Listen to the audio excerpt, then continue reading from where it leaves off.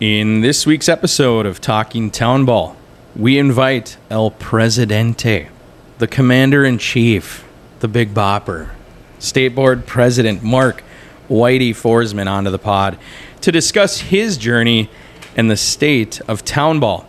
We also talk about some moving and shaking, roster and team-wise, around Minnesota.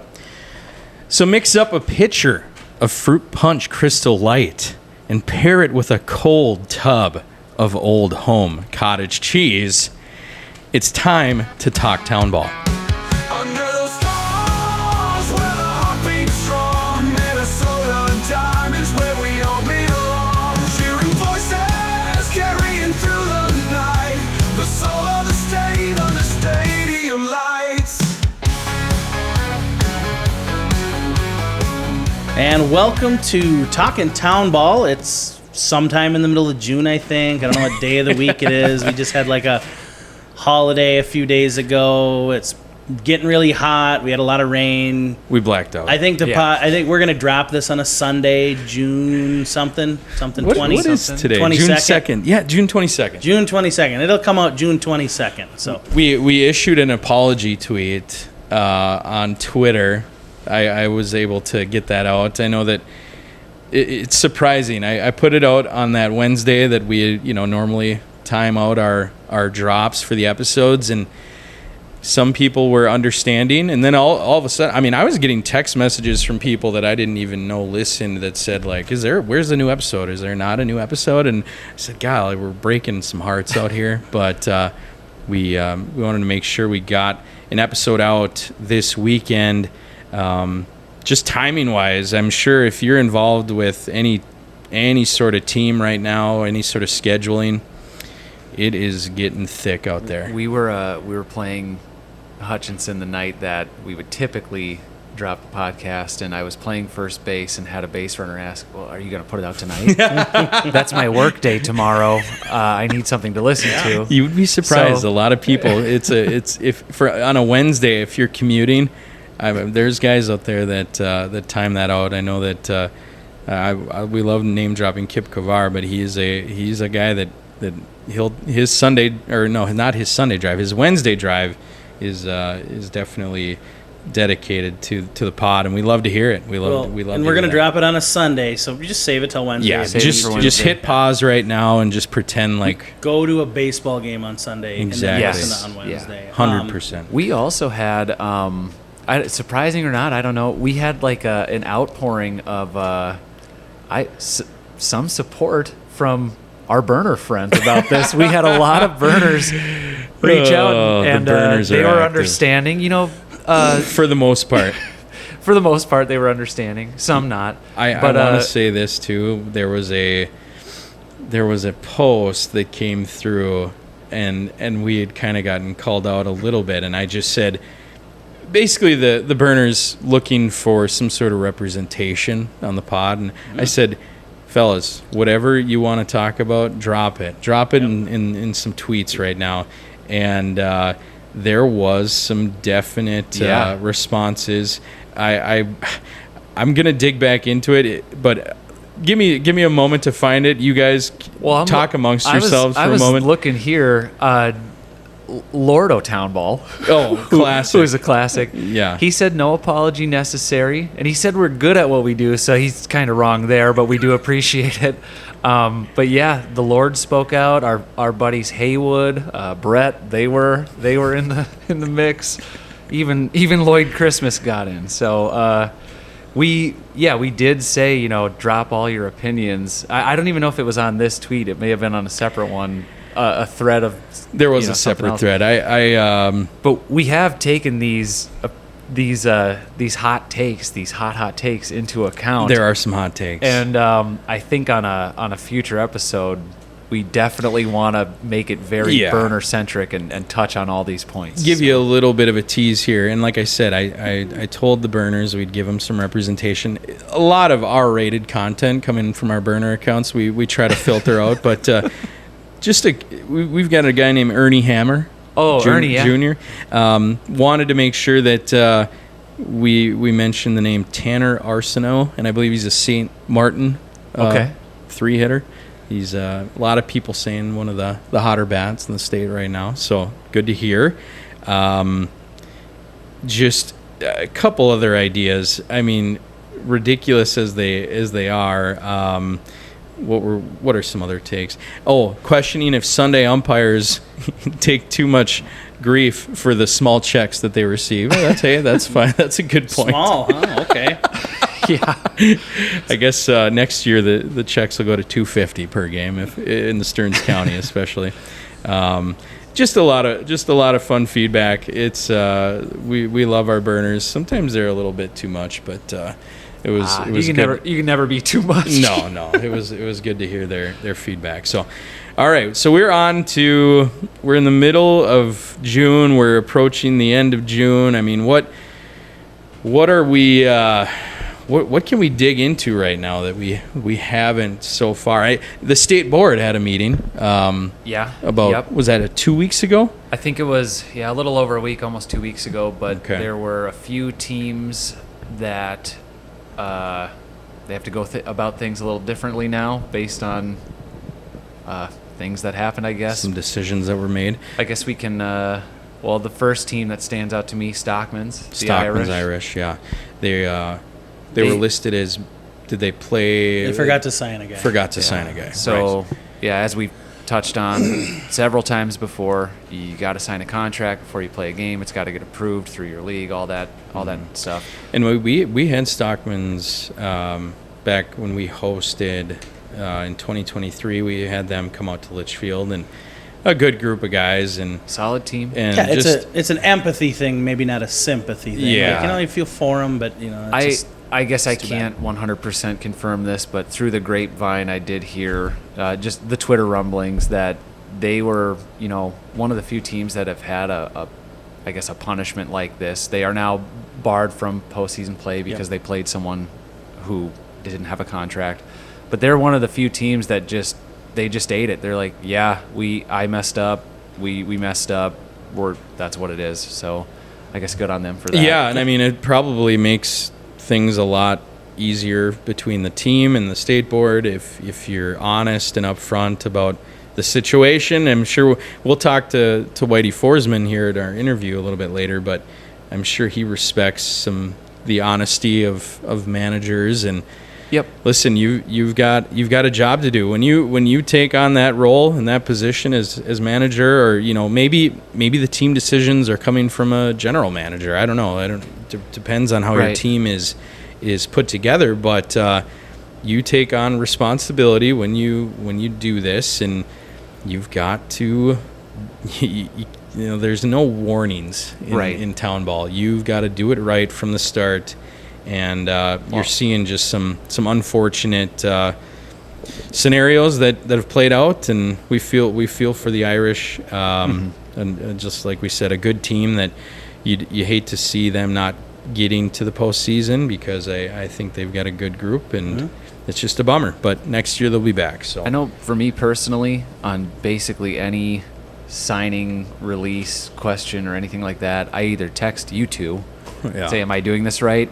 And then to double check, I'll, ask someone on the board, like, I'm going to do this. Is that right? Yeah. And they'll get right back to Yeah, you. it does feel a little bit more high stress, even in like the most simplest ways. Of course, like signing a high schooler out of your hometown, it's like, okay, Yeah, it's an easy move. That's something we don't have to worry about. If you've got a guy that has any history or any sort of Played for multiple teams. Or you really have to start walking on eggshells, because it's one of those things, like if you don't cross your T's and dot your I's, something can creep I think up. going into our first game, we had a gentleman play for a team in the cities. He lives over here in Greenfield now. This kid goes to young kid goes to Delno. So I don't want to be part of this, the community, all that. Didn't play college baseball. I watched him get his release, and then I saw it sit in the waiver wire before, like a week before I signed him. Right. And then going into our first game, I'm like typing his name in on the waiver. Okay, there's the Sure. release. There's the contract. Go to my email. Okay, it looks. Yep, he can be in the lineup. the waiver wire is sweet It for is. that reason, because Yeah. you can double check and you can see what's going on around your area. But I think it's fun too, just to every once in a while you want to be a fly on the wall, and nobody can hide from the signing. Oh, right. You see, like, X team releases so-and-so, and Y team picks him up 5 minutes later, and then you always think, like, well, what happened there? Yeah, where's the drama? What's the drama behind some of that? And sometimes, you'll see some of these signings. I mean, we've seen teams in bunches. They'll sign a group or some bunch of young guys, or mass cuts. Or a fake player, because I'm going to call out Kent Cook and Loretto. Yeah. Romeo Sweet. The Larks just signed a Romeo Sweet. Not a That's real a name. made-up name, It's a made-up Kent. name. Made-up name. Made-up That's name. a pen name. It's Justin Morneau. It's Morneau and a mustache. Yeah. I mean, I could see it. What do you mean? I'm Romeo Sweet. Yeah, I think he lives over Orono Medina area, so he'd be nice and close to It's Loretto. my thought on that is if you ever play. Well, I used to play a lot of like MVP baseball on the PS2, Of course. or even like MLB The Show now. When you get so far into the future, the names, the made up like generated names sound real fake. Romeo Sweet. That's the Twins shortstop in 2048. Yeah, we've reached the made up names. No, Romeo, if you're listening, we apologize. Great name. It's It's a great name. I just don't know if I buy it. I think it may be Justin Morneau. I don't know. Oh, it's good stuff. So as far as the state board minutes, was there anything else on the docket there that I think was of note? Two other teams I think were reclassed. Okay. We had what were the teams? Yeah, that's North Mankato. Oh, the Gators? Not the low Gators, even though they're lower. Was in the that a state Mankato than team? Champlain. That was a Mankato team that was C? Yeah. So I think they had you cannot have any players outside of Mankato in any way, shape, or form, and they can't probably have used the Mankato state address if they play there or go there, or if they're at a Bethany Lutheran. So I think you basically had to have guys that only were Mankato high school guys. Yeah. So say they were they are now at the 20-point threshold. They're a Class B team. They're going to be placed in either District 3 or District 8. So that was one of the two teams, and then the second one was the Moose Lake Buzz. They are also at the 20-point threshold, so they're B. And I got a note here. It says District 1 is willing to take them into their ranks. So Okay. thanks, Good for District you, 1. District 1. Thank you. Remind me where Moose Lake is. Is that north? Is that south of Hinckley? I think it's where the jail is up there off of Is that by 35. Yeah, is I that think Moose it's, Lake, yeah, Willow you're right. River, I think or so, something yeah. like that? Carlton County. This is Carlton County. Carlton County. And it's north of Sturgeon Lake, Okay. or almost to Barnum. Sure. If you're headed that way. That is an area that I am just not well versed in. So I. Speaking of that, Yeah, direction, and that's what I wanted this to get weekend into. it's getting hot. And boy, is it we're hot. gonna be hot for Hinckley. We're so hot for Hinckley. Can you right now. imagine you're getting hot for Hinckley and it's 100 degrees out when you're playing the game? It takes on a new meaning to hot for Hinckley. I know Buffalo's, years ago they went up there and they forgot the equipment. I think the catcher's gonna just I didn't bring my stuff. I Yeah. can't catch Sorry, today. guys. Yeah, they have We're just playing slow pitch softball rules, Yeah. and the catcher stands by the backstop. hot for Hinckley. Just make sure we're hydrating up there, boys. You gotta hydrate. Go 1 for 1 for every frosty beer. Mix in a water. Stay Exactly. hydrated. If you play the noon game and it's 112 Fahrenheit at first pitch, I don't know. Throw a cold towel over your head or something. I guess. Unbelievable. Yeah, Hot for Hinckley. there was a handful. Is there anything else you want to mention Buffalo about? will win their first game and they'll douse Braun with the Gatorade cooler just to cool him Get- off. Not because Oh, they yeah. won a game. And then he's got to spend the rest of the day in in that just hot, sticky- Gatorades. No, they'll race back to the casino. Oh, as they it's got called. one of those yeah. up there? Yeah, they do, and There is one I'm up sure there. there will be a room. You in between blackjack, hands. I'm sure they'll find a way to think- wash the Gatorade bath off. I think before they take off, before they get hot for Hinckley, we gotta get in touch with our buddy, older guy John Early. Maybe we each give him a crisp 20 and say, put it on black or something. We gotta do that. He'll Absolutely. spend it on beer. Yeah, Oh, that's no, fine. That's Don't give fine him too. any Maybe it's a money. donation. I don't know. We had a couple other tournaments that went on. Just go over this quickly. I think this weekend we've got the Freeport Black Sox tournament. Now, is there any sort of special name behind that? I think it might just be called the Freeport, whatever. Either way, it's going to be a warm weekend for the boys. Like we said, mix in a water every once in a while because it is going to be it's going to be sweaty. It's going to be real sweaty. One day ago, as of time of recording, the Hinckley Knights tweeted out, "Come out to Brennan." The Hinckley Knights are hosting the Hinckley Invitational Friday through Sunday. The field is loaded, and so is Judd's Pub and the concession stand. So see you there. So I'm assuming over this current weekend, next weekend, they're going to have a fully loaded concession stand. Go support the Hinckley Knights. Absolutely. Yeah, I mean, as far as baseball goes, I mean, June is that can kind of become the dog days, the late June, where you really have got a lot of games. And as everyone knows, that rain really derailed a lot of schedules. You know, last weekend, we're talking the weekend of the 15th, the 14th and 15th. Oh, yeah. I mean, there was, from Wilmer, I mean, especially Wilmer and in east of that, in Litchfield as well, we're anywhere from 4 to 10 inches of rain. I mean, it was ridiculous. And I had 4 games scheduled last week, and all 4 were canceled. It was a real bummer. What that does, and Are you as sure I'm they weren't just ducking the Blues? there was some not. It was a good day. It was a good day to be a duck, but not for ducking. No duck, I'll say okay, that. okay. We had 4 games canceled, and I think as everyone, if you're managing, you know that rescheduling league games can really not be a lot of fun. And it does suck. We were able to get Hutchinson back on a Thursday night. We don't. I mean, in the North Star League, we don't normally play on a Thursday night. Mm-hmm. We had to do that. You're going to start seeing your July schedules get jammed up a little bit with some four games a week type approaches. I think there's schedules vary all throughout the state. Mm-hmm. You know, if you get a week, if you're playing for Clearwater and you get a week of rain, you might miss 38 games. Yeah, they play a good amount of games in a week.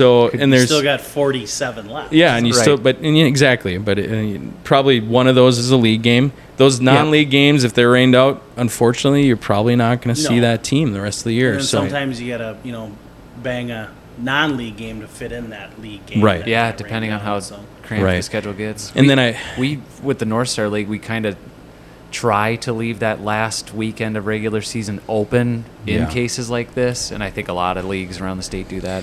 But you're seeing that fill up now with all the rain. Absolutely. And then I think of teams that, my Ashby Athletics way up northwest there, they might play a game a week. That's a smaller town, smaller team.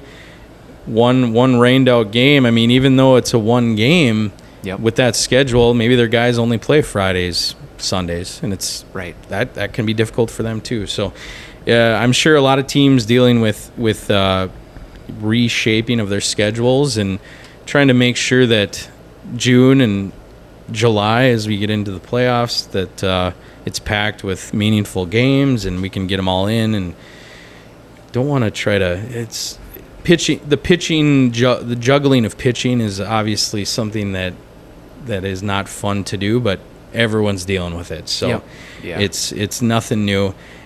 Kind of piggybacking on advice to some of these managers.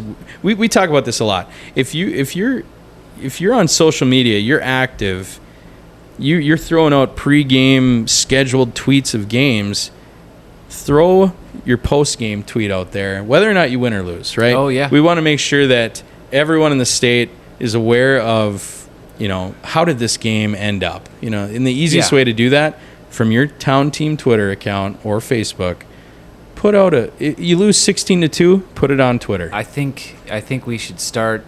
I've got a hashtag in mind for this. A hashtag: tweet your losses. Tweet your losses. Hashtag. Everybody loses. You guys lose. You guys lose. We lose. And I try to make it a point to yeah, we got beat up, whatever. We'll let you know who won, who lost, Right. the winning and losing pitchers. There's no shame in that. There's no shame in that. Don't feel like and you're... and it helps guys like, like Kip Kovar, who has to report on this 100%, stuff, or yeah. anybody reporting on through any of our media outlets. Like, it lets them know, oh, I can put I can put the score down. I know what the final is, whether they won or lost. I know who the winning and losing pitcher was. I can at least report that to the leagues that they have so to Kip, report for example, I mean, he manages the Crow River Valley League website too. So if he's at a game in Young America at Sunday at 6 o'clock and there's a bunch of 2 o'clock games, I mean, he sees them all on Twitter and he can get that updated from his phone. So 100%. And to be honest, the worst thing that can happen when you're tweeting your losses, you might get a guy named like Haywood Jablomi on Twitter saying, "Hey, wow, another good game for the losers from Litchfield or whatever." You know? Yeah. That's the worst thing you're gonna see. And if you can't deal with a burner giving you a little guff after a loss, you gotta then take you some probably guff. shouldn't even be managing your social media account. We have a big Legion 4th of July tournament in Delano every year, and for some odd reason, since we picked up a guy from Wayzata who was coaching on the Legion team a few years ago, we have this weird Osseo / Wayzata bunch of burners that are always commenting on the Delnet, and it is hilarious. And it's even better when we lose. Oh, because when we win, they're just like, a good game, whatever. But when you lose, it's just like, look at those chokers. We knew they couldn't beat that, It's just like, It's fun. You gotta have fun with Embrace It's it a little just- bit. Embrace it a little bit, because if you can't make fun of yourself, obviously, like, behind closed doors, you're gonna work on ways to get better. It is what it is, but I think I could enjoy think of it. I could think of an example of in the region playoffs last year. I think we drew Delano right out of the gate, and I tweeted out like, "Oh, here's the game time. Here's whatever." And it may have I can't remember which burner it was because there's a million, but they just reply with a 2-word "You're cooked," and I'm like, I sometimes I'll reply to them, sometimes I don't, but I think I wrote back. I'm just like, uh-oh, like, we're cooked. But did you just reply post-game tweet with the score like, well, I did tweet our loss that day, so I mean, I guess we were, but it happens. It's fun. Whatever. Hashtag tweet your losses. We want to make sure that everybody's. I feel for the Townball schedule guy. We've talked about him too, but every weekend he's got about 16 to 20 games where he's like, where are these scores? I didn't get a score from these 7 games today. Yeah. Waback against. Yeah. And that is what it is. But I know that for a fact, some people don't love tweeting their losses. Well, I think so. You win a big game and your team does something cool, tweet about it, pump your team up. That's sweet. Yep. But then also, like, you lose a game, whatever. Tweet that out too. Yeah, you've got to, if you put out a nice graphic and this and that, well, guess what? People care about the details and they want to know. Even this morning when I drove out to Delano here to join the podcast, I had someone commenting our normal post game video. We do a little interview, like a video. Our normal interviewer, Avery Leisman, was gone to a cabin. One of the few people gone for you yesterday. Yeah, we had 10 guys out yesterday, but It's more than 9. Yeah, that's right. But our post-game interviewer was Eric Hulterstrom, and the guy's a rookie and didn't even mention if we had won or lost or the score. Oh. He just said, we've got a player of the game, blah, blah, blah. And we had a comment. I posted the video last night, and they go, in all caps, what's the score? Yeah. It's almost like when a radio guy is broadcasting a baseball game. Yes. Oh, gosh. Yes. And he and/or she will go innings without saying the score. Are you kidding me? And my grandfather has commented to me about that. That must be local radio. I don't know. Unless he's listening to national stuff. say, I'll make it from Delano to Howard Lake, and I haven't heard a score yet. It's I'll even say nationally, the Twins broadcast. Sometimes they get too bad, sickening listening to themselves talk. I've heard critiques of the Twins broadcast. Gosh, I'm blanking on his name right now. The Dazzle Man, Danny Gladden, and Chris Atterbury. Yeah, Dan Gladden. I've heard some criticisms that sometimes that score won't be uttered for I think, and for large those stretches. For those guys, in former players, whatever, they might not think about that like a broadcaster should. But yeah, we're not at the game; we can't see it, and it's illegal to take our phones out while we're driving and look up the score. Correct. So, We would never do that. So Dan, Dazzleman, Yes. give us a score. Twins are down 16-2 here in the fourth. Just give us. We're assuming he's a devout listener as well, so I think he lives locally. Some critique, but yeah, local radio guys too. Why not? If you're listening along, we push for that. The listeners care about the details, the stuff that matters. They don't care about your filler story about how you might have bought a new shirt last week or something like that. Right. I think this podcast, we're pro a lot of things. I think pro information. Yes, is another one. We're very pro information. Just let us know what's going on. Full disclosure, get it all out there. Hashtag tweet your losses. Yep. Hashtag tweet your wins. We love that stuff. That's great. We are probably going to transition now to our interview. Kind of a big shot. We've had state board members. Have we only had one state board member on? Two. We had Gary Schlepper and John Jarrett. Forget about Gary. Of course, Gary. So this will be our third. How could you forget about that hair? I don't know. The hair is something that's ingrained in my memory now. But now our third board member, we've ran the gambit this year so far with getting their representation out there and their voices. Of course, their voices are heard plenty, but getting a little bit more of an inside look. We get our guy Mark on here. He said he's gonna call us quick because I know he's golfing. I think is he at Hazeltine or what a Prestwick life at Wedgwood? I think I think it was maybe one of the more prestigious courses in the state. Out in in Litchfield. Yeah, okay. so that far west.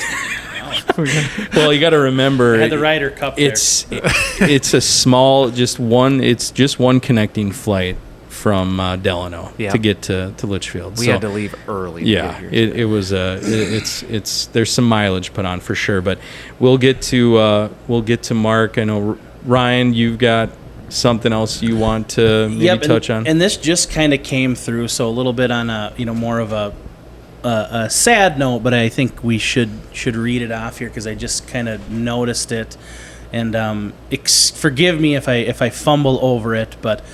We're everybody involved in Townball. We are one big family. Maybe not all one big happy family, but we're one big family. That's right. And so there's a message here, and it involves the Norwood Indians team, and it's, I'm just going to read it, so bear with me. 2025 didn't start off as planned for Chad Feltman, longtime player and coach for the Norwood Indians. After a few weeks of not feeling well, along with a couple doctor's appointments and procedures, Chad was diagnosed with stage 3 pancreatic cancer. His plan of attack is chemo every other week for 2 months. Once that is complete, he will have a repeat CT scan to see if the chemo is shrinking the mass to determine the next steps. This was devastating blow to Chad, his wife Kara, and their 2 daughters, Chloe and Carly, as well as the rest of his family and farming community. Chad and his brothers Corey and Chris own and operate Feltman Dairy out of Norwood, Young America. Follow Chad's journey on his Caring Bridge site, Chad's Caring Bridge, for updates. To show our support, this is the Norwood Indians are hosting a 50-50 raffle fundraiser. So you can find that. The details, it looks like the drawing is going to be Sunday, July 13th, 2025, after the Glencoe Norwood game at Zellman Field. Tickets are $5 each, no limit. 50% of the pot goes to the raffle winner, 50% goes to Chad and his family.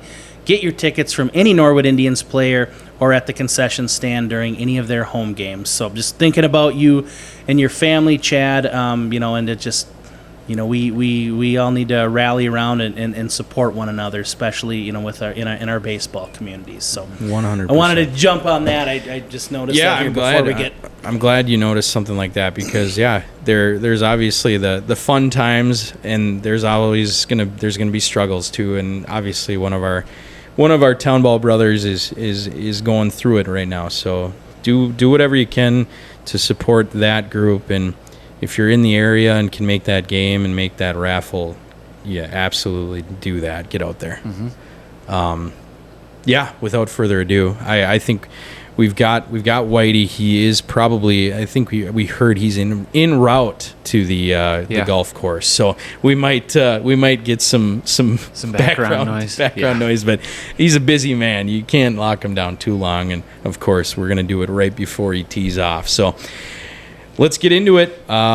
Without further ado, the president of the Minnesota Baseball Association, Mark Forsman.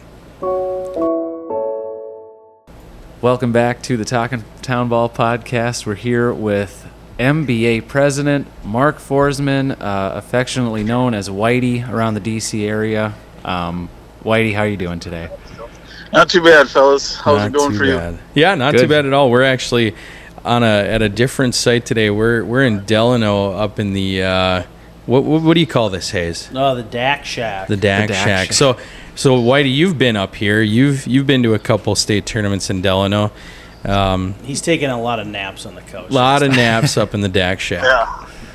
I like how everybody follows Dassel with all of its enmities at baseball fields. But they did a nice job. Their deck is a little small, though. Oh, always got something to say. Coming out firing this morning. That's good to hear. Yeah. Well, hey, we'll just get right into it for you. We know you got some plans today, but just give us a real brief background on how you got started getting into Townball, your first years of Townball, and getting into managing, and go from there. All right. Well, it started out when I was 19. I played when I was 18. The Saints folded. Bruce Isaacson got the team going again, and decided to play some exhibition games because we couldn't get into a league. So that didn't go too good, so those guys kind of quit, and then I picked it up again when I was 19 and still couldn't get into a league, and finally got into the St. Cloud League because Central Valley and North Star wouldn't let us into the league. So, Of course. Yeah, so then we went and played in St. Cloud, and that was fun. I mean, just initiating everything back to a beginning. Mm-hmm. So then I managed the whole time up till, let me see, the whole time, I don't know, what has it been, Jordan, 7 years since I've been not managing? Was or it 6? I can't remember. 2017 was your last year? Yeah, 17 would have been your last season. I'm not a really good stat guy. I don't give a crap about stats and all that stuff. All I like to do is win, but that's my goal. Yeah. Nice. So you had quite the run there. Now, what kind of what was the reasoning why you got kind of elevated to the manager role at so young? Nobody else would do it. That kind of seems to be a trend. Someone's got to step up and do it, even if you are 19. So. A second-year guy with the program, and you get elevated to manager. I mean, was it difficult early on? I mean, to manage guys that were, a lot of them, older than you? Yeah, it was a struggle at first, just getting to know different personalities, and that's what it is, managing. Just it's a human relations kind of nightmare in a way, but then it's also good to get to know different personalities and whatnot. You'd think that guys not being professional baseball players wouldn't have egos, but you're managing egos. You're managing egos. Oh, exactly. That's all it is. Hey, I'm better than this. No, you're not. You suck. So. So you kind of you carry all that experience from managing now into the state board, and you get to a point where like that becomes an opportunity. When did you join up with the state board? 2000, so it's 38 years old, probably one of the youngest ones ever to be on the board. Dave Odman, the president then, kind of wanted me to get on the board. Urban Spanier was getting up there, and he ran. and he wanted me to run. So down at Red Wing at one state tournament, he said, "Why don't you run for the board?" I said, "Well, I don't know. I got young kids, still managing." He said, "We'll make it work." I said, "Okay, I'll run." So What the was rest is what was your role? I mean, obviously, a lot of these you see younger board members come onto the state board, and they kind of have a role early on. What was my your role was to responsibility? sit there and shut up and don't say anything. That was my role. Perfect. You know, basically. Yeah, were And you run the field box. run the field box? Perfect. And obviously, being on the board for however long, you were elevated. I believe it was roofs, right? That Yeah, when Freddie passed away, I was the vice president. I rolled into presidency during that year, and then the next year we have an election every year. It's Sure. October meeting, and I got elected to be president. So Your first year as president, was that 2021? Is that right? Yep. Yeah, officially, yes. Okay, gotcha. very nice. So is it being president now for the past few years? Does it feel any different than the number of years you've been on the board prior to that, or is it kind of just? Oh yeah, I'll be real blunt about this. The first years was learning. Like I said, I sat there and didn't say a whole lot. I was actually told that by a few board members. So I did not want our board to have that same kind of atmosphere as I initially got into it. So Right.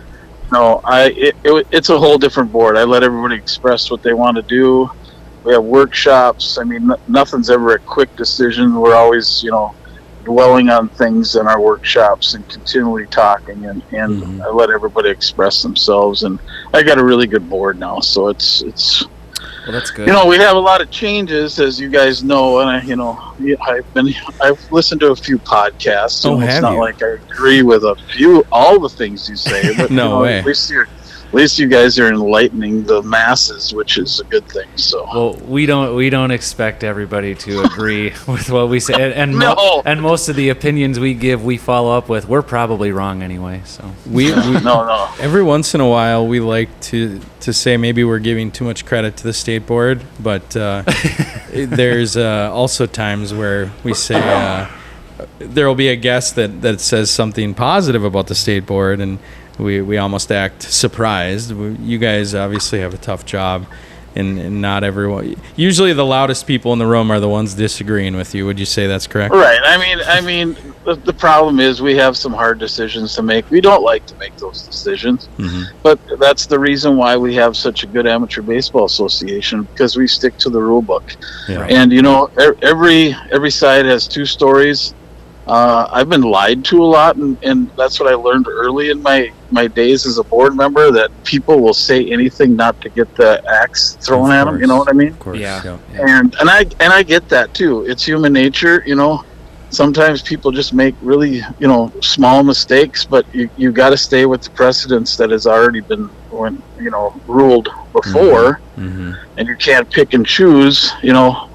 Okay, you didn't lie. Yeah, you lied. You suck. You don't suck. It's just kind of you just got to play it just how you've been ruling the past rulings on it. And if people don't like rules, they are welcome to come to our October meeting, and we'll discuss changing them. That But is once that is one thing we have mentioned, where the board meetings, they're open to the public. People can go and express their opinions or whatever, or get more insight on what that's like and the decision making process. So I guess if you're going to complain about something, you got to at least show up. Right. Right. I mean, and like I said, I get it when people get the axe, and it's not a fun experience. And for us as board members, just so everybody knows, we don't like doing it, but for the betterment of baseball in Minnesota, that's why we do it. And it's hard. I mean, I get dirty, nasty emails and text messages and death threats and the whole gamut. It's just like, And that's just really, this is amateur baseball. Right. I'm And sorry, but That's just from Hayes too, and Yeah, no. I mean, Hayes is hard guy to please. He knows everything about anything. So I learned from the best, You got to remember, Whitey, when I first started helping Cheeks out a lot here in Delano, you and Ganyu and Timpy and Herb and Raish were the elder statesmen in the North Star League. I just did what you guys do. That's right. That's yeah, right. yeah. I blame you guys then. Mm-hmm. Whitey, we've been kind of tracking the state board minutes, and obviously with this new system, you're dealing with more items than probably you ever have been. I mean, what is this? Do you foresee this being an issue just in the early years with this transition, or do you think this will be like an every year thing? I mean, what you guys have talked about on your podcast, we've had multiple meetings on, the ramifications of doing what we're doing, with the, some games don't mean anything, or this, people are just going to just show up and not play. We knew all that was going to happen, but, we still want to do what's good for baseball. We had 28,000 at our tournament and 26 last year, and we're hoping to get over 30. This is a bigger deal now. I mean, I get different. We all get different, requests to go on different podcasts and do interviews for the Star Tribune and all different, media outlets. Right. People are starting to be aware of it. Fox 9 is a big help. Of course. Yeah. So we're drawing a lot of attention to what we're doing, and which makes it a very good program. So absolutely. I mean, we've noticed that too. Even just our three dumb opinions, we've gotten hundreds of people to respond, and they just want to have, like you said, an outlet to hear about what's going on and to kind of display their how much their team and park has grown over the years, and it's big. It's a big deal. And well, yeah, it's John. You're right there. Look at the facilities that we have. When I played 20 years ago, the facilities were nothing like they are now. I mean, you had to be a good fielder because it was terrible, some of these fields. Right. And then you were getting beat up on your body, getting bad hops. But, now everybody's taking pride in their field. I mean, I don't care how small the town is. It's great to see. It's great to see that everybody's really involved in it. 100%. Our corporate sponsors, they love it because they're buying some of the products for their field, and it's a win-win for everybody. Yeah, 100%. That's a good transition, because I did want to ask you, you've had a couple site visits with this year's tournament hosts in Brownton and Gaylord and Hutchinson. Are you seeing some impressive stuff out of that group this year? Well, just to preface what we did last weekend, we went down to New Prague, Shakopee, Jordan, and Chaska. Oh, yeah. We always go one year in advance in June and check out those parks, those facilities. Well, them. They have tournaments all the time. They just got done with the high school tournament here, a couple of them. So, yeah, I mean, they were all in great shape. I was in Hutchinson, saw the new facilities there with the grandstand and all the different cement work and all the stuff they did, new lights. Yeah, I mean, they're just beautiful. I know Broughton's threw some money into it, and Glencoe and Gaylord. So, yeah, it's a good thing because, not only this field, if you had the tournament, you're also enhancing your field if you get it again, which is a good thing. The amenities are just unbelievable. So, yeah, we're impressed with every park. I mean, even just like going from your league games. We have a new league team in Hamel, and we were out there last night, and I was kind of blown away by the field that they have available there, and kind of an unknown as far as the North Star League to this point. And hey, I got a question for you, John, before you go any further. Yeah. So when you went to Hamel back in the day when we played in Hamel, yeah, that bar on the side? Did Yep. they have the bikers, and was there ladies washing the bikes? That's in cahoots. In cahoots. In cahoots. You got to go right by it to get there. I think. Basically park in the yeah. parking lot. Yeah, you got to sneak by it. Fabulous. That was the worst managerial experience I've ever had in my life, trying to get my boys to focus on baseball while some pretty ladies were washing bikes over in that bar. That's just home cooking. That's part of, if you're the home team there, you use that to your advantage to be honest, distract the away team. Yeah, I don't know if this new Hamill regime is really taking full. They haven't really utilized their bikini car wash, bike wash. No, I mean it's total distraction. I'll tell you. I mean, you want to talk about a distraction? I mean, Reaver got hit that game and broke his forearm, and nobody wanted to bring him to the hospital because they wanted.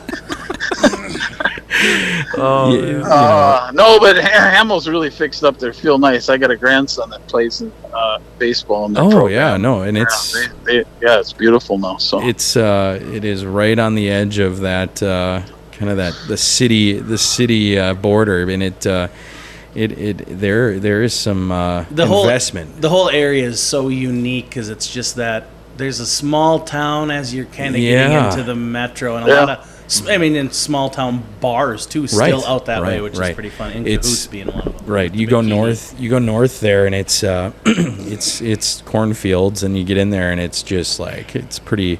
It's got a little metropolis feel to it, but yeah, it's everywhere you go, you're seeing fields make advancements, and I think that's credit to. I think the state board maybe doesn't get enough credit. You guys have ran a good. You've ran a good, association, or you've done enough to where people really have bought into it, and I think the one thing we try to push right now is the northern teams getting representation.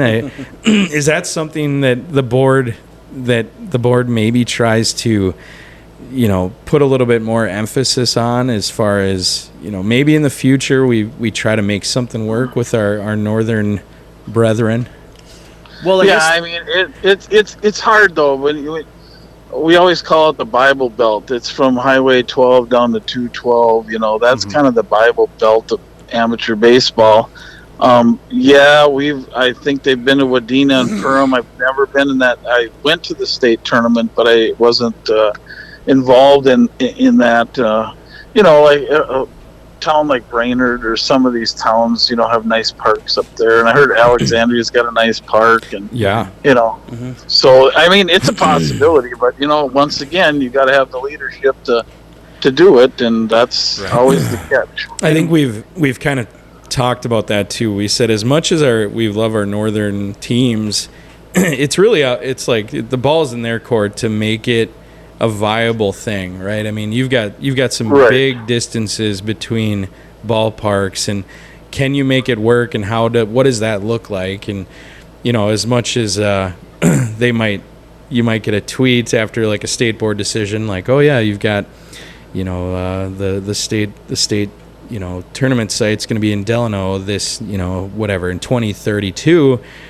You get some negative comments. Well, it's like, of course, you're not going to put it up in Brainerd, Nisswa, or you're not going to put it up in, you're not going to put it up there in Bemidji. But and that's where but that's also they're not. You got to bid, right? Yep. They've got to do the legwork. And the thing was, last round of bids, those were all on YouTube. You could watch everybody's bid, right? So you know who bid and who didn't bid. It's not a secret. Exactly. So. Right. There's full disclosure there, and these teams are basically, it's a job interview basically to land that thing, and you've got to convince the board that this is why this is going to make sense, and you've also got to kind of convince the board, hey, our numbers aren't going to take a massive hit if we put a state tournament site north of St. Cloud, and that's kind of the tough part. I mean, you guys, I think, invest a lot into your numbers, your admission, right? I mean, is that kind of the gauge of a successful tournament? Well, you guys know business. I mean, you got to realize that it does come down to money in some aspects. a lot of people don't know this, but people get game shares when they play in the state tournament. So if Litchfield plays a game, they get one game share. If they play two, they get two game shares, and yada yada yada. And we take up to 35% as a board to function as the MBA, and we're trying to eliminate as many expenses as we can. So then the host, one, can make more money, and then two, so the NBA is very fluent on, how we operate. We're very conscious of how we spend our money and make sure we're making right decisions in that aspect too. That comes into play. So if you go, let's say, way up north and you have 10,000 fans come out, well, you guys know the difference between 10,000 fans and 30,000 fans at $10. Right. So, right. We can cut game shares, but then you also, if you go farther, then teams got more expense because they're traveling and staying overnight. So, it's kind of a catch-22, but you want to expose the tournament all over too. Yeah, 100%. You have to. It's a delicate balance. You want teams like that or places like that up north to have some good representation, but you also got to know that you got to offer a really good tournament then. Because everybody benefits from a good tournament. So, like you said, the concentration of teams down here makes it it's so hard to kind of get away from it, because it's convenient to have the teams in your backyard, but then also the fans are attached to those teams too. So it makes sense that way. I mean, we've talked to multiple people now. Detroit Lakes manager Brandon Johnson. We talked to Bucky Burgow and Moorhead, and there are just great baseball people up there. It's just there's just a little bit of distance between us and them, and it's we love those guys up there, but we've got to find a way to make, if that's going to be the case, if Detroit Lakes, who's putting a bunch of money, their city, into their field, is it a viable option? And that's where they've got to come in with a full game plan and press the heck out of you guys on the board and try to make that happen. So I'm pulling for it. Whether or not it happens in the next 5 years, I'd love to see that, at least give them a shot. And but once again, it comes down to them making it work and make it viable. So it's an exciting stretch. Now you've got the state sites lined up through what, 2027? Correct. Okay. So next year, New Prague, Shakopee, Jordan, Chaska. Yep. Then we go up to the Cold Spring, Watkins. You have it through 28. Ava. Oh yeah, 28. Because you got Cannon Falls. Then we go to Cannon Falls. Yeah, Red Wing and Misa. Perfect. So you've got a pretty good stretch there where you don't have to host the I guess you'd say like the state tournament site bid event. I know that was kind of always a high pressure thing. When is the next time you guys will sit down and take next November? Next November. Okay. Yep. So that is a message to our potential hosts and wannabe hosts. You've got to maybe start putting something together, soon. Yep. So that you can gotta start thinking about it. Start talking to potential partners. Start, saying, hey, can we make this work? And let's put together one heck of a presentation for these old fogies on the state board, because we want that state. Not so old anymore. Well, you can't use that line. You're not getting any younger, Whitey. I mean, let's be honest. No, just me and Brennan and the average age is probably going down. But it's those. Do you guys? Does your vote count as one vote compared to like one of your? I mean, everybody gets one vote, right? You're not swinging extra weight around, are you, as president? No, I'm not. No, I don't. I don't want anybody to read into nothing. No, I don't. No, you don't. Vote. That's right. Well, for example, when state tournament number 100 came around, you and I believe Joe Krieger didn't vote at all. No, we didn't even. Correct. Or you weren't even part. We didn't even see you. You abstained from voting. God. I think maybe some people when that announcement came out, there was a few people that were sour about that, and I think it had to be known that anyone connected to those teams that put bids out there, you guys aren't even in the room. They're not even in the room, right? Yeah, right. I recused myself just because I didn't think that was fair. No, I think that's the best. Yeah, best way to go about it.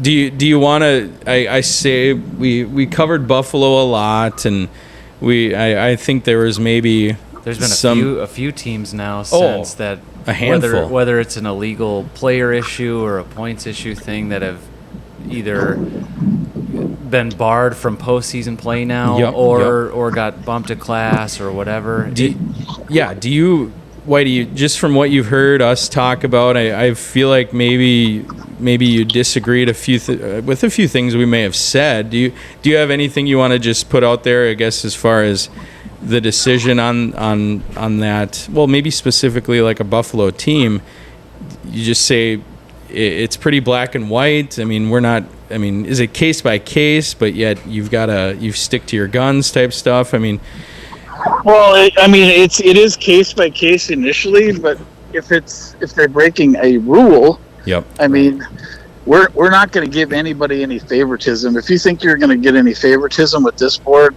save your $500 for the appeal, because we're going to go by the rule book. Yes. And there again, if you want to change the rules, come to the October meeting and have a discussion with us if you don't think something's right. Right. Right. Yeah, and it's not. I mean, the Buffalo they didn't really break a rule, and they're playing in a different class. Right. They're not losing the ability to play baseball. Right. Or They're even in still the playing playoff ball. Yeah. Well, and we fire the people up, but if all three of us agreed with each other and agreed with you, I mean, sometimes we have to hey, we all agree on something here. Maybe one of us should not. Yeah. Well, somebody's got to be the devil's advocate here. I do want to ask you though, Whitey. Big picture, moving forward. Class A, Class B, Class C. I think A is in the 60s, B is in the 60s for number of teams. I'm going to say C off the top of my head, 120, 130, 140. Is there an ultimate goal to even them out a little more, or are you going to kind of wait and see if you like this after a year or two, or has there been some discussion on that? Yeah. So this is a misnomer. Back in the day, we had a few people that pushed and just wanted to push a bunch of people up to Class Yeah, B I initially. remember that, yeah. And one was an ex-board member. And, that was his goal, to get so many teams up in Class B. And now the criteria is where it was meant to be. The number at 45 was a political goal to get other board members to vote for it, to be totally honest to how it went down. Mm-hmm. Now it should be how it initially, wanted to be in the beginning. So now we're there, and we're just going to let it all play out. There should be no magic number. Right. Teams build their teams how they want to build them. Yep. That everybody has to realize. If you want to go outside your school district or your city and get players, that's on you. How you want to build your team.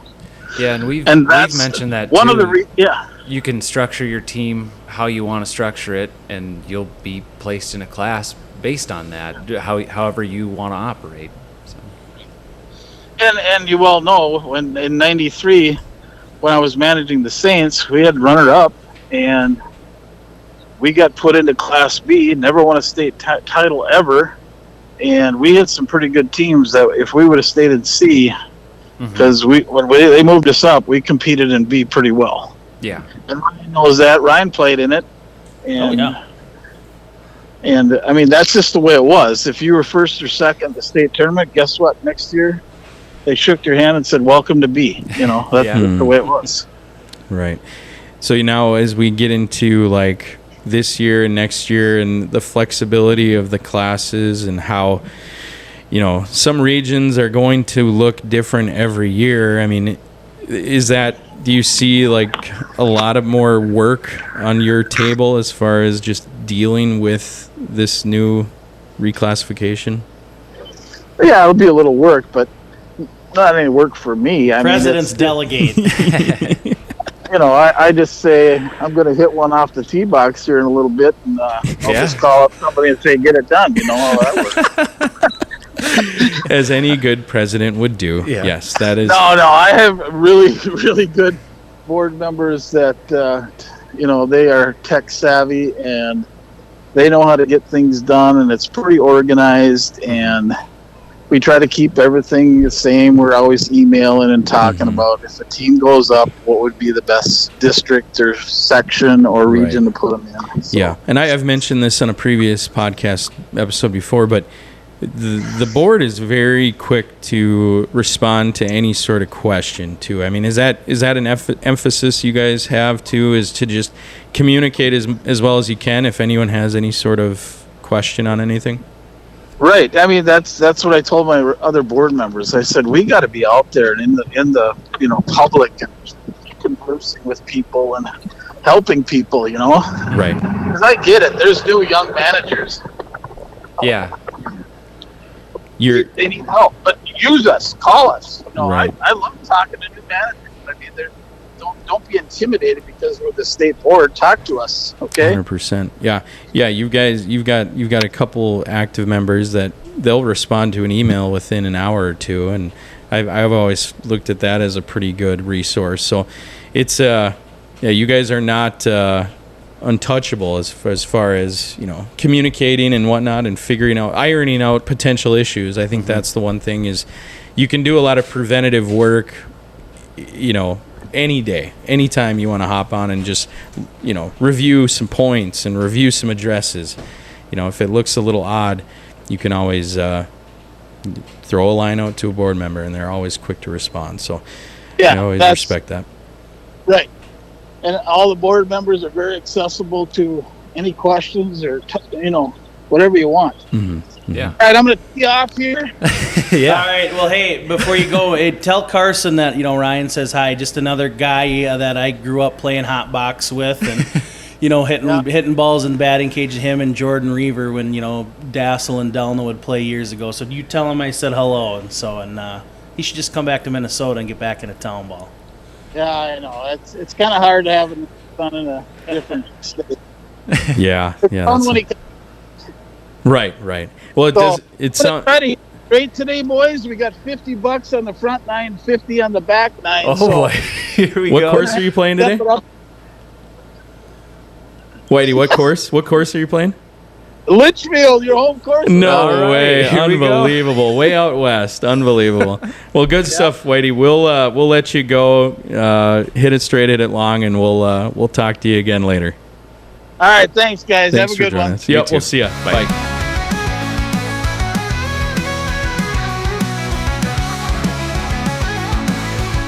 And that was our interview with the president of the MBA, Mark Forsman. Always something to say, He's a dandy. He's a real dandy, and I'll say this, Ryan. Good for you. There was a subtle shot there towards Delano early on, and you took it on the chin, and you just said, "All right, let's get to what really matters." Sometimes I look at a guy like Whitey, and he's just a real life burner account. Yeah, He's out there saying whatever he wants. You're not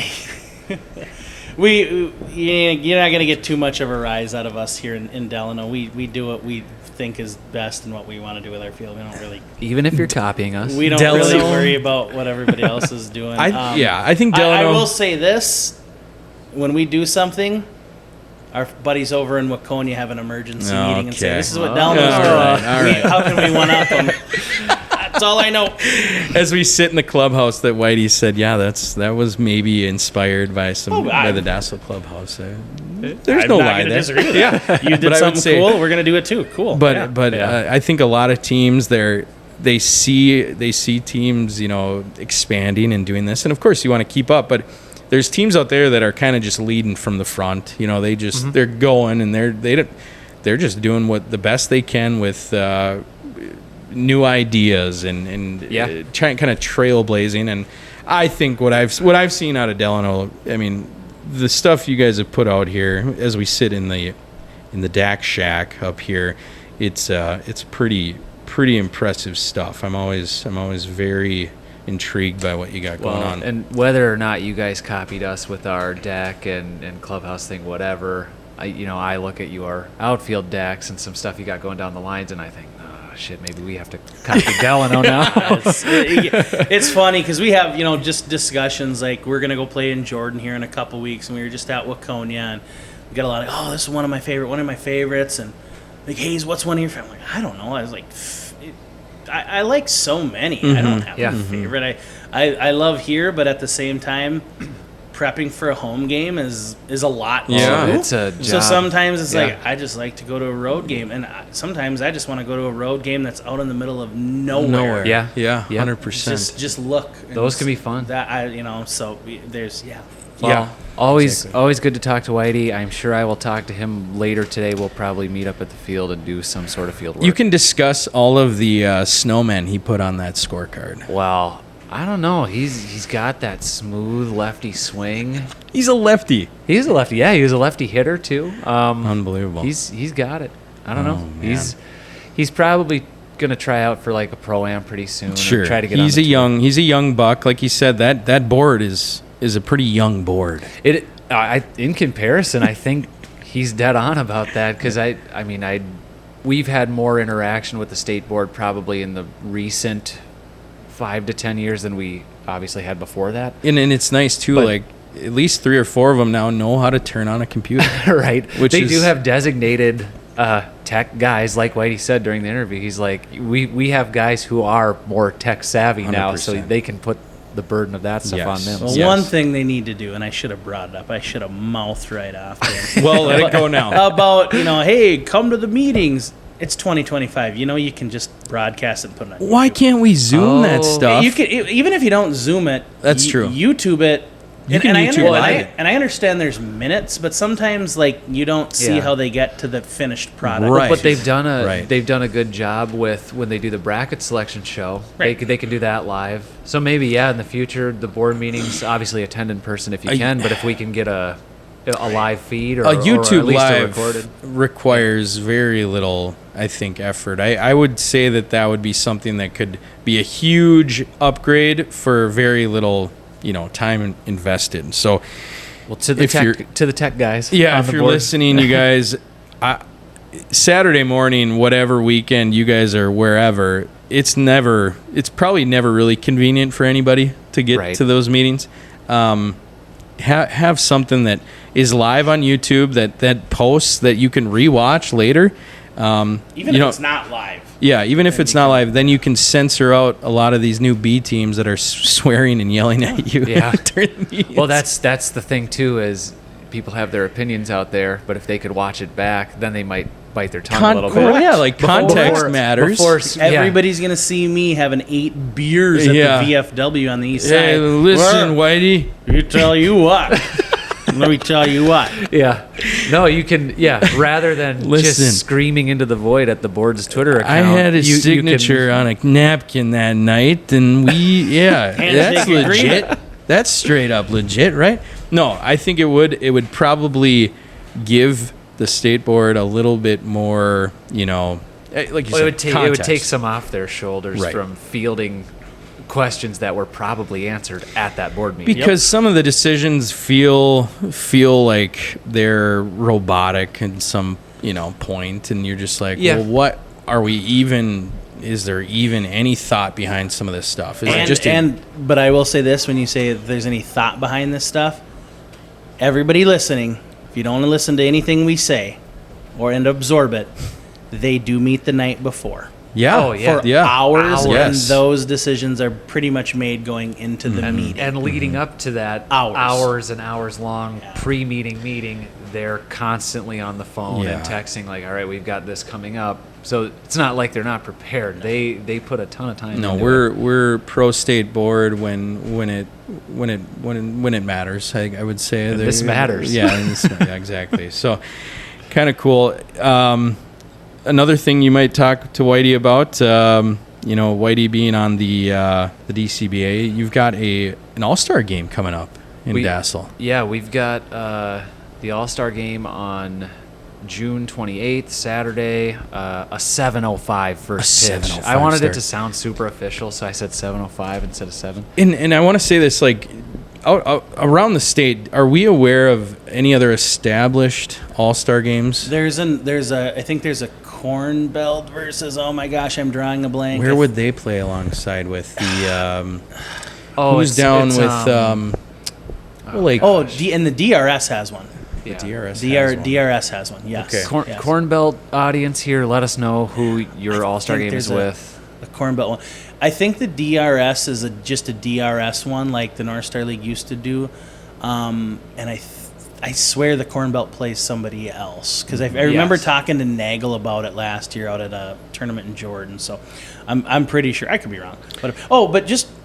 So Dassel's hosting the All-Star game, so they're copying what Delano did too. We are Well, copying this is what's what you happening. did 2 This years is ago. what's happening. And, so here it is. You talk about Waconia copying Delano. Well, they copied you, and now we're copying Waconia. There you go. No, I mean, at this point, you're not really. I mean, we're basically handing the torch. I mean, we want to see this continue It's been to grow. Yeah, so if you don't know, the North Star League and the Crow River Valley League, for the past 2 years now, this will be the third. We play an all-star game against each Always other. late June. Hayes, because he's him, he Yep. is him, is 2-0 as part of this tournament, but now he's on the bad guys' side. Let's give Hayes credit before we start ripping into him. I would say, like, let's give him credit because Hayes kind of brought this All-Star game back from the dead. Can we, Hayes, you obviously more of a historian on this, but like, when did that All-Star game kind of fizzle out in the North Star League? Oh, it's been, I would say 20. 14? Yeah, I think that 2012 or 2013 it fizzled out because one year it had got rained out. That was in Howard Lake. when we were supposed to go to Howard Lake, and it was tornado like July watch, July yeah. 1st, and then I remember we were at the Howard Lake Legion, and I was there with the Loretto guys and the Delano guys when we were kind of taking cover actually. Yeah. And I remember Herb Cook calling me, and he's like, "Oh, would you guys all be able to play tomorrow?" And I'm like, I mean, I'd make it, but it doesn't look like yeah. anybody else would make it out. And I'm like, the three or four of the head shakes that won't make it, Herb, are wearing Loretto jerseys. So then I think they did it one more time, and then that was it. It may have been Loretto the following year, and that might have been the last one, like 2014. So what happened was we were obviously hosting the 100 state tournament in 2023 together, and we were doing the marketing and promo stuff, and Delano has a 4th of July celebration that's usually 4 days and nights long, and we have a Legion baseball tournament. They use the field for the coronation. You have to work things around the parade that runs right by the ball field, and you got to work around the fire. You got to work around a lot of things. Sure. But randomly in 2023, just the stars aligned that they were going to have it for 5 days. So we had an open night with the coronation to do something after the coronation. So And like you've got rides in this park next to you. You have the It was the perfect setup. yeah, this is it's our 4th of July is our city celebration and starts in 2 weeks. And whole Central Park is rides and carnival games, and we'll have wrestling and all kinds of different things for kids and adults, and we have bands throughout the day and every single night, and we have softball tournament, Legion baseball tournament, which is a lot of the pretty big names in Legion baseball, and the place is packed when we had an open night. And I just remember talking to some of the guys I knew in the Crow River Valley League, and they're like, that's what we should do someday. And Adam Yannick's like, well, we have, who's from Delano and been very involved with the 4th of July, he's like, we have an open night, like we could pull it off. Yeah. And we did, and with your guys' help and basically everybody's help, and it was amazing. And, and I know it was like, well, let's do it in Delano every year over the 4th, and I'm like, well, we can't. Right. It happened to work out. It perfect just worked that out year. perfect, and we didn't know what it was going to become. We didn't know what it was going to turn into. So then going into last year, we threw it right back at the Crow River Valley, like, this can be whatever you want. Yeah. And we're going to give Yep. you an Do you opportunity. want to take it? If you want to host, you can. And then think it was that's kind of the plan. came moving back forward, to right? us. And I know last year it was either like Waconia or Cologne. And Waconia, they got the votes. And then I remember saying something to Jordan as we're kind of leaving the North Star League, like, no givesies backsies, here you go. Like, Dassel would be a great place to have it. And you're just like, oh, geez. I'm like, Jordan, you're not hosting regions. No, you're not hosting state. It's always a like I obviously wanted to do it. Yeah.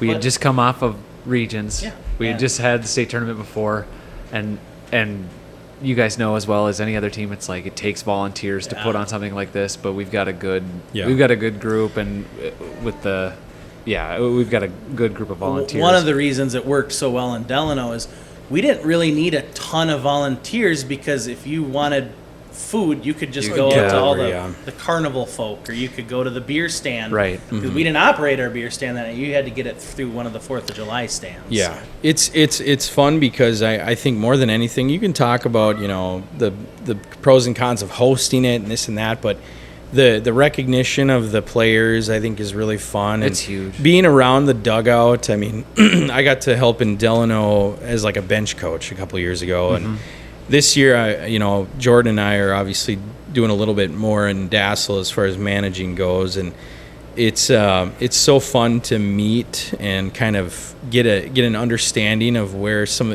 how some of these players like respond, and what guys are fun to talk to and what guys are a little bit more introverted a little bit, and so you start to get an understanding. Okay, before they're always kind of this like, this guy that you want to strike out and you want to see fail, and then all of a sudden you're doing everything you can to cheer these guys on. And it's you go through a long, grueling season of some intense games and heated matchups and whatever, and then you kind of get a night like this where it's one night where it's like, oh, we can do this together. And it's fun.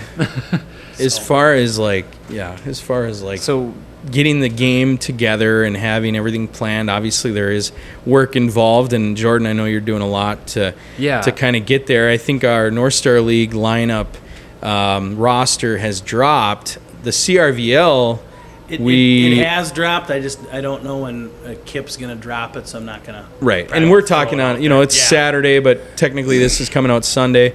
It will be out, and lineups and rosters will be viewable. And I would just say, if you're capable, if the timing works, and you have, say, a league that runs adjacent or near you, give it a shot, because it's a really fun night. It really kind of brings the league together, and to be honest, it's kind of built a rivalry. I think every once in a while you'll see on Twitter someone claiming the best league in the state, or everyone wants to say that, and it's kind of tongue in cheek, but it's kind of fun to physically be like, all right, the North Star League bested them, the first 2 years. CRVL, they're probably going to be humming, and they're a little motivation to get out there to beat us up in Dassel. Yeah. Well, so June 28th, Saturday, 7:05 first pitch, but there's a lot going on before that. We've got burgers, we've got different fun event games going on. We've got French Lake burgers and dogs, and oh my gosh, you gotta get on that. What I've really liked about it is it reminds me of sometimes what the Major League All-Star game used to look like too. Right. And I'll get back to that in a second, but I just wanted, when we had it here in Delano, John Early afterwards, he was one of the All-Stars, sent me this great message, just thinking, be a part of it. And he didn't pitch it, he didn't play. I'm like, oh, you good to go? You want this? And he's just like, Ryan, I just want to be in the dugout. Yeah. I literally just want to be in the dugout for 9 innings. This is awesome. But I know last year when we played out in Waconia and I was working with Mike Cutter and Corey Brown on the lineup, I was like, I want to get as many different jerseys on the field as I can at once. So we're like, I think we had 7 of the 9 were from different teams. Oh, wow. Because I just like that look. And so if you are playing in it and you listen to this podcast, and your team has like home and away, and one of them's the colorful one, we're the colorful one. I love just seeing them, all of them lined up, Loretto in their blue, Buffalo in their black. The whatever Saints the Stingers are wearing. And the other thing is like the guys when I was in the North Star League dugout, it's like, where's this guy from? Where's that guy from? What, and you're trying to figure out what the jerseys are. Cologne with their orange, Hamburg with their purple, New Germany red and black. So it's kind of fun. Just if you're a fan of just like, a lot of people that come to these games don't see these teams playing. They don't see a Howard Lake game. They don't go to a Delano game, which is rare. Of course, everyone tries to go to a Delano game. Yeah, right. But it's just an opportunity to kind of see, okay, the style of the teams. If you're a fan of jerseys, I mean, that's another cool thing to kind of check out. There is a Townball uni tracker that does a pretty good Oh, job. yeah. Anytime someone wears something different or gets a new set, I'll say this. they cover it. I'll It's say sweet. this. He just dropped a tweet, and it was, I believe it was El Rosa, and Yeah. that's another team we've started to mention, maybe a little too much, but Buffalo still takes the cake with that. El Rosa dropping like some almost like cream-colored Cream with like the lighter blue pinstripes. Oh man, I It's was a good look. very impressed with that. I think, to be honest, getting even like colored pants is not easy and it's expensive. So like, Yeah. that's an investment. You got to respect that. I've tried going down that road. I've looked into baby blue pants, and it's like, oh, Ooh. good luck, because there is either you wait a long time or you pay a lot of money, or both, because Yeah. it's a rare item to get into the clubhouse and Right. put that on the player. So Well, without diving too much into what we maybe have planned for our next episode, I think we can hint at it a little bit. We'll hint a little bit. One, go check out the All-Star game for sure. June 28th, 7:05 in Dazzle.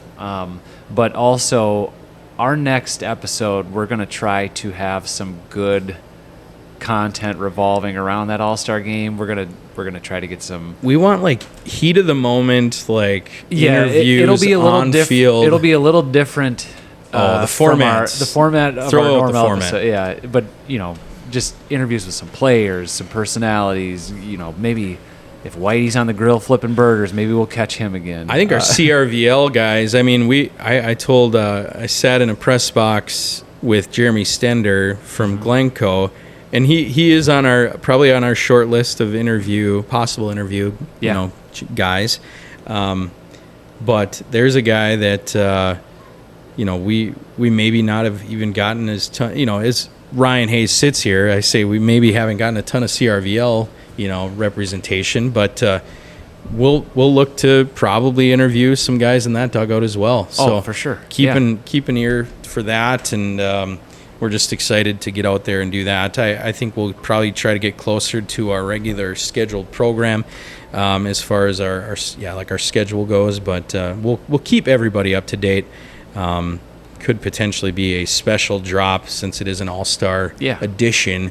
Could be a special drop, and whether or not that's days after the game or that week after, we'll find a way to get it out there. Again, we're trying to stick to a somewhat normal schedule, but thanks again for sticking with us, whether we drop it on time or not. Absolutely. If you, like we said, if you're commuting and this is kind of a time waster, just hit pause, and hold on to it until that Wednesday drive, where if the Break up your week a little. Or go back to the prediction ones and just see how awful bad we we're are. doing, and then let us know. Let us know how bad we are at they're this. 3-18. fire idiots. up the Twitter account, the burners, because there's some there's Gerald some misses there. Henderson's got some stuff to say about it. There's so. we could go for days on our burner buddies, but it's we appreciate everybody sticking with us, and we're just gonna hope to end June on a good note here. We're